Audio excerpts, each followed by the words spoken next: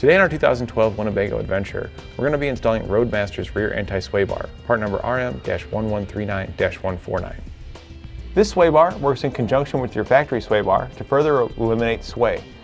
The additional diameter and extra strength of the beam will help to eliminate any rocking back and forth from uneven terrain by pulling the vehicle back to center and upright. What this means for you is you'll have less driver fatigue. If the vehicle's not rocking back and forth as much as it used to, you have less compensation at the steering wheel to maintain proper safe direction of the vehicle. So when you get to your destination, you'll have more energy to do the things you enjoy doing. It's easy to install, there's no drilling required. We'll show you how to do that now. We'll begin our installation at the rear of the vehicle on the driver's side rear wheel well. We've gone ahead and removed the tires because it'll make the installation easier, however it's not necessary. But for video purposes, having the wheels removed will make it easier to see where we're going to be working at. Just above your leaf spring behind the rear axle, we're going to be removing the two bottom bolts here for our cross frame member. We're going to use a 21mm socket to remove those.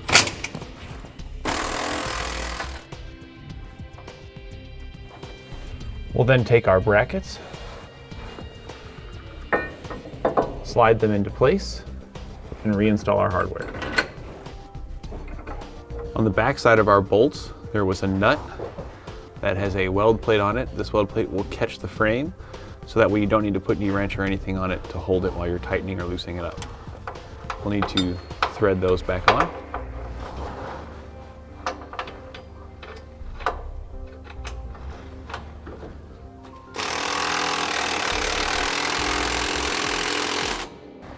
We can then torque our hardware to the specifications found in our instructions.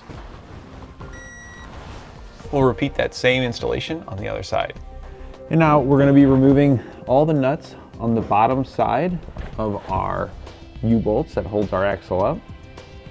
Now if you do one side at a time, the axle will hold itself into place. However, I still recommend for safety purposes that you put jack stands, and I even have a jack under there, just providing a little bit of extra support, because we don't want it to drop down because it's a very heavy component. It can be difficult to reinstall. We'll be removing all these nuts with a 1 1/8 inch socket.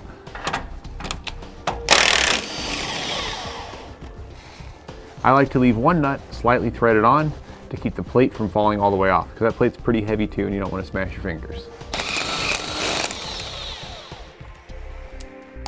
We'll now install our plate. You want the small holes here that juts out on our bracket to be towards the rear of your vehicle and towards the inside, towards the center. You want to make sure you support the bracket here. Take the one you had on holding that up, off.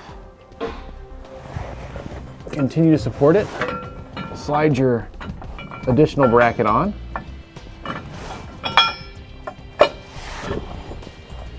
And then reinstall the nuts. Then you can tighten your hardware back down. You want to go back and forth and tighten it evenly. We can now torque our hardware to the specifications in our instructions.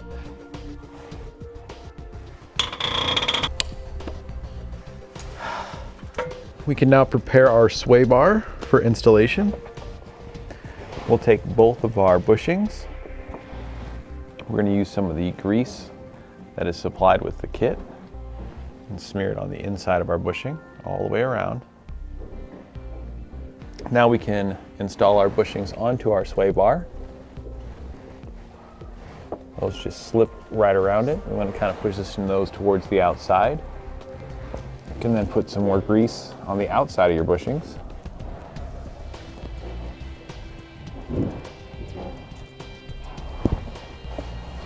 And set your brackets on top. We'll now take the shorter bolts that come in our kit.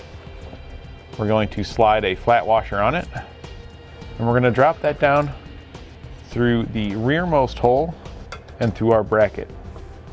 On the bottom side, we're going to place on a flat washer followed by a lock nut. Then we'll hold our bracket up and we'll look for the hole that lines up on the other side. On ours, it's going to be the hole second from the front. We'll drop our bolt down with washer on it, and again place a flat washer followed by a lock nut on the other side. Now you want to verify you've got it centered and in the correct orientation. You'll know you have it the correct way if when you look here towards the center, it goes through the bracket straight and then starts to dip downwards towards the center. We'll then put our side links up and our upper frame brackets, slide our bolts in from the outside through the hole, and install the lock nut on the other side. Now we'll line up the lower end of our link with our sway bar, and just like we did up top, we're going to slide the larger bolts that come in the kit through the outside in and install a nut. We'll repeat this exact same process on the other side. We'll now tighten down our hardware. The bushing brackets will tighten down with an 11/16 socket and 5/8 wrench.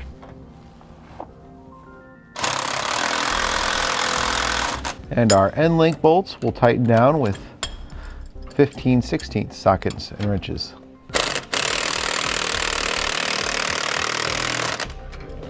You don't want to tighten those too tight. You just want to make sure that you get it snug to where the bushing is flush.